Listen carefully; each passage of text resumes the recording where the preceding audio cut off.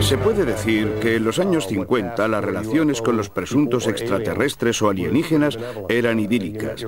Los venusianos de largos cabellos encontrados en el desierto se presentaban como hermanos del espacio. Pero las cosas fueron muy distintas en el caso de Betty y Barney Hill. Fue el primer caso de secuestro e impresionó mucho a la opinión pública.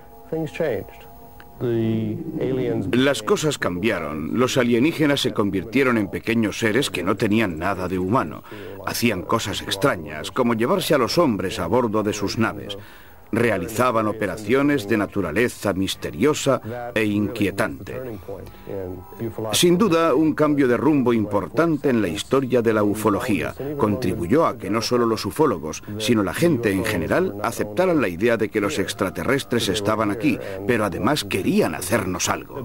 El secuestro de Betty y Barney Hill tuvo lugar en 1961, pero realmente no se dio a conocer a la opinión pública hasta 1964 o 65, cuando se habló de él en un artículo de una revista y posteriormente en un libro. Fue el primer caso de secuestro en Estados Unidos dado a conocer tanto al público como a la comunidad de investigadores. Me llamo Betty Hill. Mi marido Barney y yo fuimos las primeras personas de este planeta secuestradas por astronautas procedentes de otro sistema solar. El primer encuentro cercano ovni que estudié fue el del matrimonio Hill en 1961, hoy día ya famoso.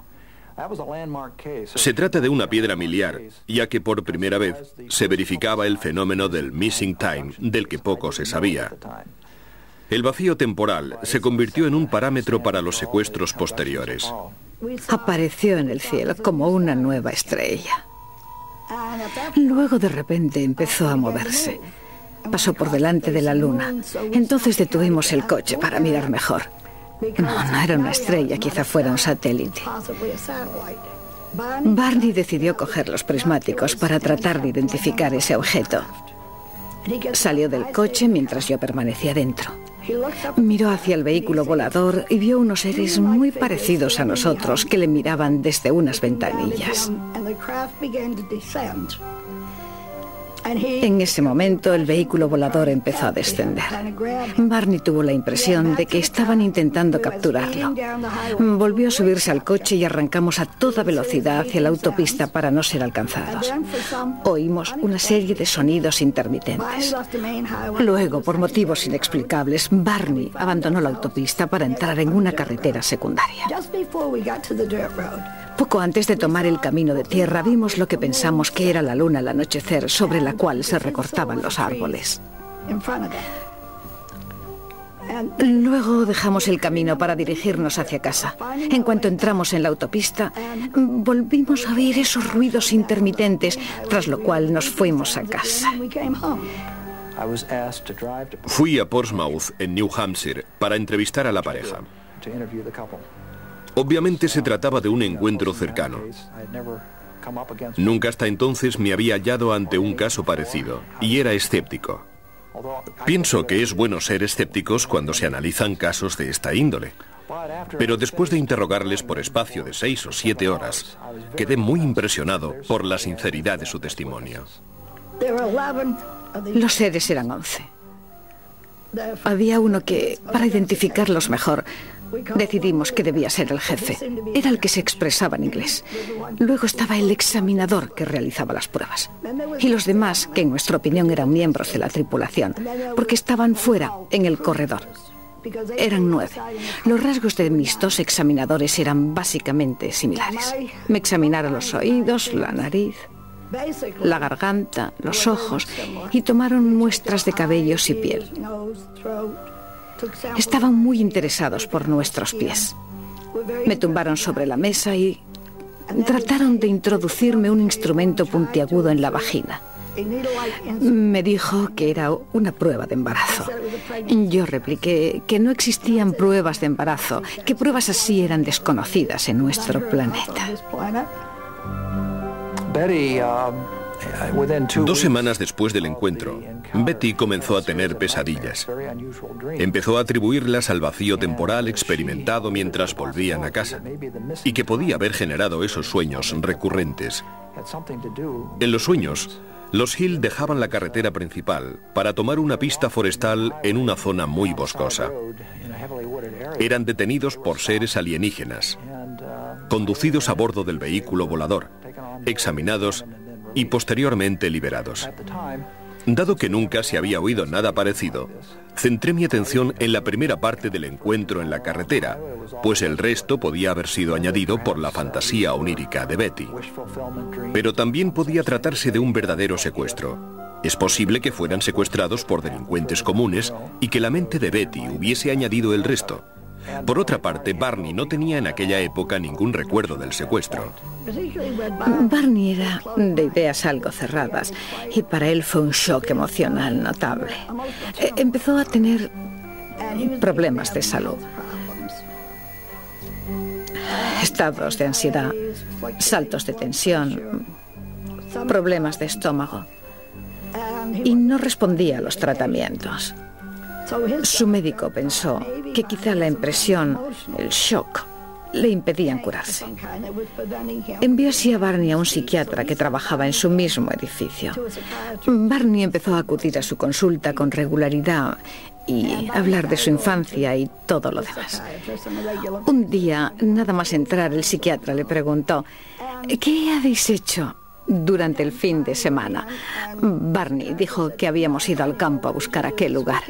El doctor le interrogó durante largo tiempo y después de esa sesión nos remitió a Barney y a mí al doctor Benjamin Simon.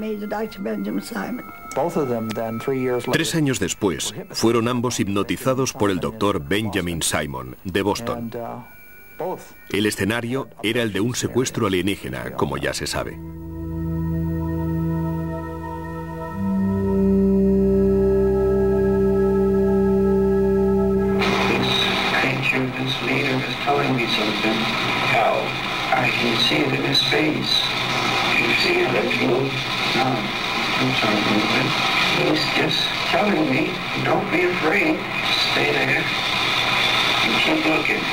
Did you hear him tell you this? Oh, no, he didn't say it. You felt he said it. I know. I'll take it in my head. All right. Pull the binoculars away. God, give me strength. All right. Pull them down. Run! Pull the binoculars down and run. God! If there's a God, give me strength. I gotta get away. Oh! Hey! We gotta get away, buddy! All right. Calm down. I'm trying. I'm gonna get away. Oh. Calm down. You're still asleep. I said to him, this has been quite an experience that no one would ever believe me.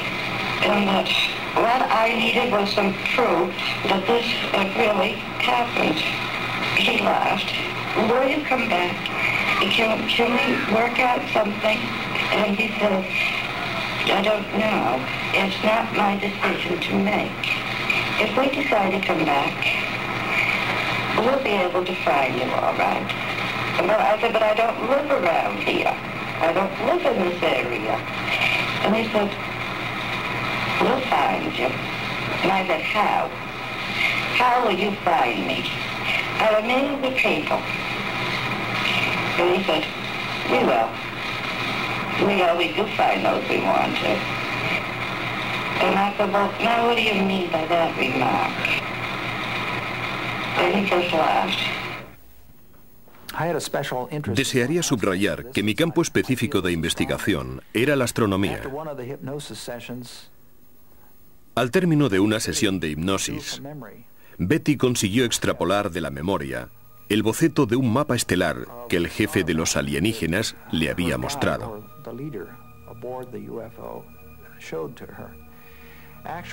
No era un mapa bidimensional, era un holograma en 3 dimensiones. No sé si había una abertura en la nave o qué es lo que era, pero de repente apareció el mapa.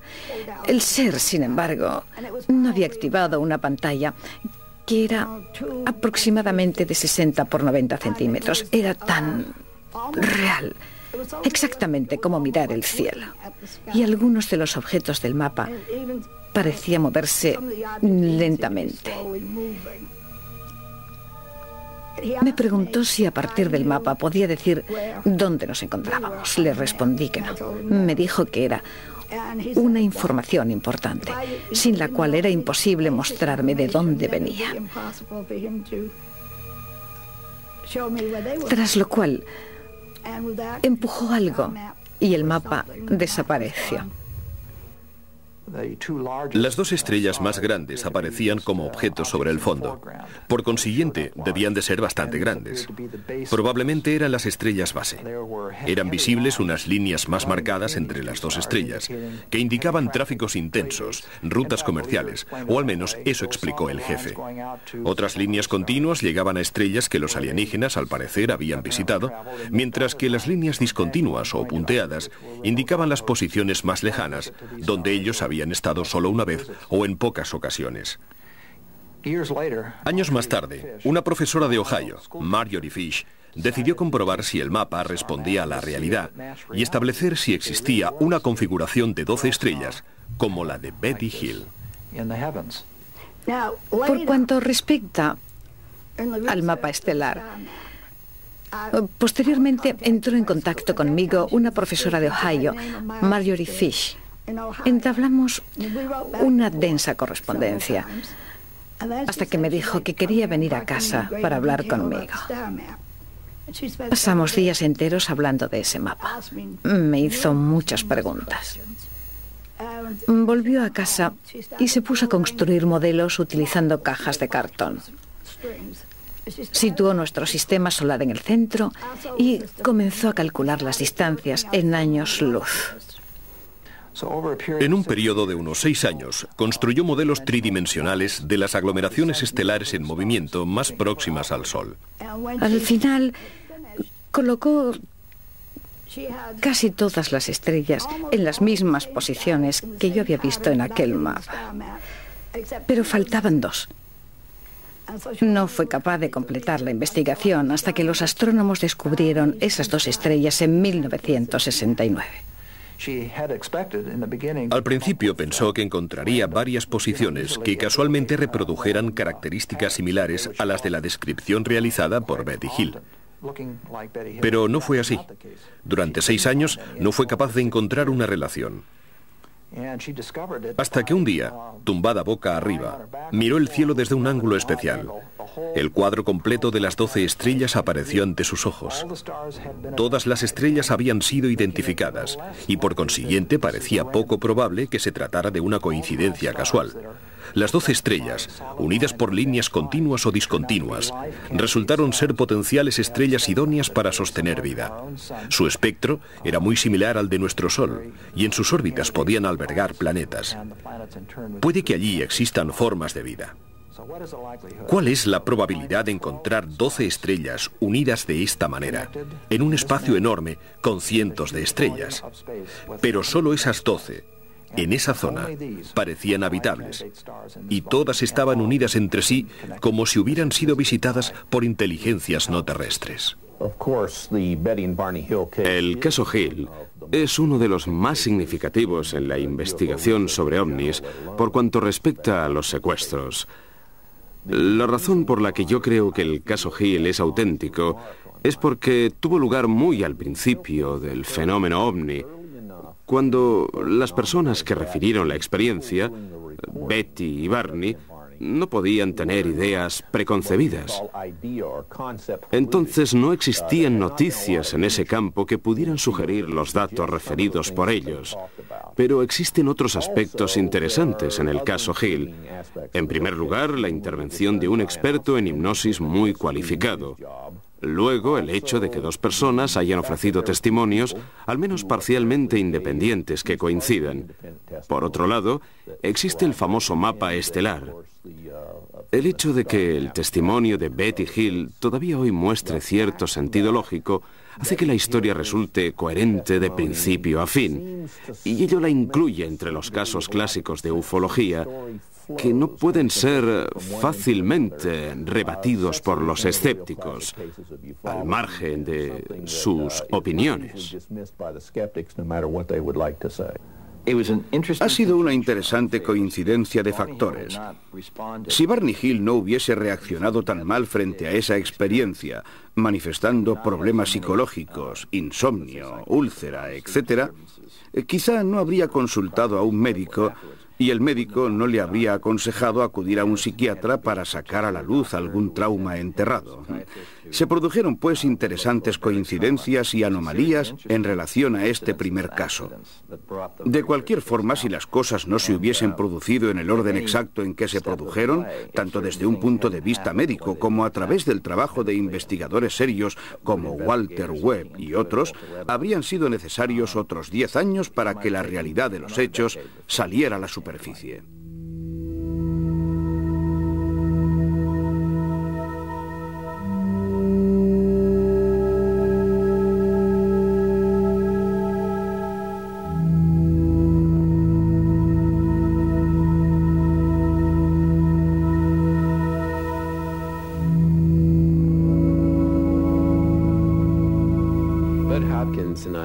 Con Bud Hopkins formulé la hipótesis de nuevas metodologías.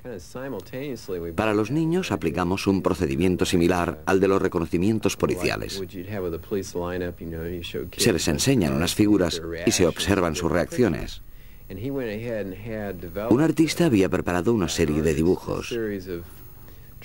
Un policía, Batman, una niña, una calavera y una bruja.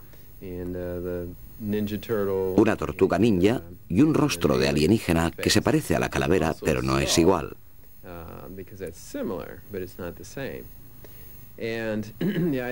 La prueba puede utilizarse de muy diversas formas. En primer lugar, para provocar una reacción inmediata. En segundo lugar, para obtener del niño imágenes asociativas, o bien para estimular en el niño la elección de dos dibujos a describir por separado. Todo tiene lugar en un contexto de juego. El niño observa la serie de 10 dibujos, Papá Noel, Batman, etc. Y la pregunta fundamental es, ¿sabes quiénes son? Se obtiene así una prueba de proyección. No obstante, si una imagen despierta su fantasía, generalmente el niño se adentra en el tema, consciente o inconscientemente. Es una prueba que no somete al niño a ningún tipo de estrés. Se obtienen datos inmediatos. Un ejemplo reciente es el de una niña de 3 años y medio. Su madre es psiquiatra. Fue otro psiquiatra, un amigo de la familia, quien llevó a cabo la prueba. Se trataba de un juego. La niña se comportó de forma muy lógica. Papá Noel, Batman, policía. Pero cuando llegó al alienígena dijo, este es el hombre que de noche entra en mi habitación. Entra y volamos por la ventana y vamos sobre una luz azul. Llegamos a una habitación. Mamá, tú también estás algunas veces. Te he visto sobre una mesa y no tenías ropa puesta. A la madre, naturalmente, le costó afrontar la situación.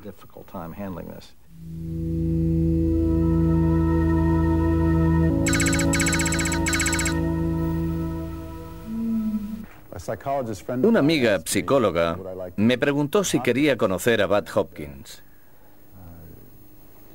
Me explicó que Hopkins estudiaba a personas que sostenían que habían sido conducidas a bordo de un ovni. A mí todo eso me pareció simplemente ridículo. Pensé que Hopkins debía ser una extraña persona. Ella me dijo, no, se toma el asunto muy en serio.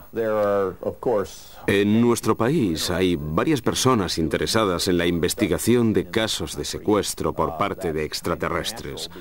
Es algo natural, ya que esta es la única área de la ufología en la que existe una posibilidad concreta de analizar al menos una parte de la experiencia repetidamente, porque se trata de víctimas cíclicas.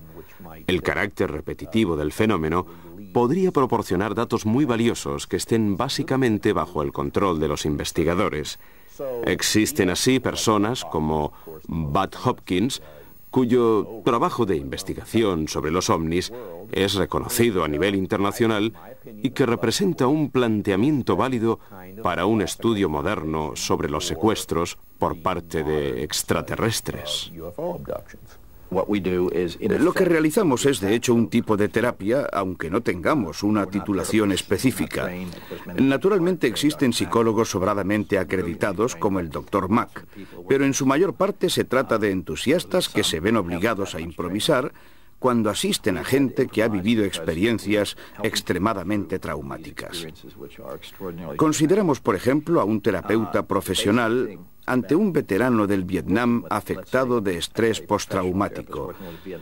Por lo menos, él puede asegurar al veterano que la guerra ha terminado y hace tiempo. Es decir, los recuerdos son reales. En cambio, yo no puedo asegurar nada a los secuestrados. Lo que más claramente recordé bajo hipnosis es que me introdujeron una sonda en la nariz. Me cubrieron la cara con una gelatina fría. No sé qué más me hicieron. Solo sé que durante cerca de 6 meses, y mi madre lo confirmó, mi nariz sangraba continuamente, algo que nunca me había sucedido antes. Se me cauterizó la nariz en varias ocasiones. Teóricamente, es posible que me introdujeran una especie de implante que luego había tragado y expulsado. Fue curioso descubrir hasta qué punto eran normales los secuestrados. Individuos cordiales e interesantes, pero sin duda no destacables desde un punto de vista psiquiátrico.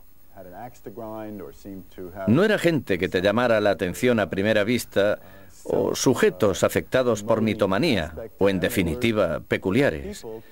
Eran simplemente personas que se habían encontrado en su vida con un fenómeno extraordinario. El de Kathy Davis es otro caso importante del libro de Bud Hopkins, Intruders. Kathy Davis ha sufrido también una larga serie de encuentros a lo largo de los años. Pero creo que el más significativo es el episodio de 1983. Se cuenta entre los pocos en los que se han encontrado signos físicos. El terreno estaba completamente transformado. Tras un par de días, resultó evidente que la hierba había muerto y que la tierra había adquirido una consistencia rocosa, algo que no se ha conseguido reproducir en laboratorio. No sabemos qué tipo de energía de irradiación se utilizó, pero está claro que los alienígenas intervienen sobre la estructura del terreno. A este respecto, una vecina vio a través de los árboles, en el último momento del secuestro, algo así como un relámpago de luz gigantesco, exactamente en ese punto. Los objetos empezaron a moverse hacia su casa con un ruido tal que interfería con los electrodomésticos. Asustada pensó en un terremoto. Las luces empezaron a relampaguear para luego apagarse definitivamente. Y esto es interesante. La pantalla de su televisor en color se tornó completamente roja. 2 vecinos oyeron un estruendo en el mismo instante en que se produjo el encuentro. Las paredes de la casa temblaron. Hubo problemas con la instalación eléctrica. Además, antes de la hipnosis, Kathy tenía un recuerdo consciente del aterrizaje del ovni. El de Kathy Davis es el caso más importante en el que he trabajado. Simplemente dejó claro que el punto central del fenómeno de los secuestros era el objetivo reproductor y genético. Kathy me habló del embarazo que repentinamente había desaparecido sin signos de aborto y que ella relacionaba con la experiencia del secuestro. Ello me trajo vivamente a la memoria otros hechos similares en los que había deliberadamente ignorado el problema, a pesar de la exposición de detalles de carácter reproductivo y médico.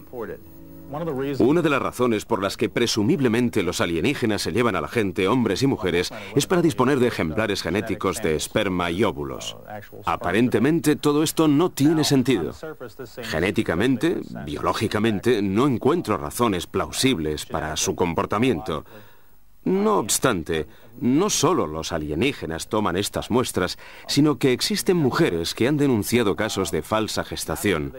Mujeres efectivamente embarazadas que piensan que su gestación ha sido inducida por esas criaturas. Tras 2 o 3 meses sufren otro secuestro y el niño les es extraído del útero. Cuando se despiertan, al día siguiente, ya no existe embarazo. y el médico no sale de su asombro. He estudiado los casos de 4 o 5 mujeres que han descrito experiencias que tuvieron a los 4 o 5 años. Recordaban agujas que penetraban en su región abdominal ovárica y simultáneamente en la vagina. Se trataba de niñas cuyos ovarios no habían alcanzado aún la madurez. Muestras de esperma han sido extraídas de individuos varones, obviamente después de la pubertad.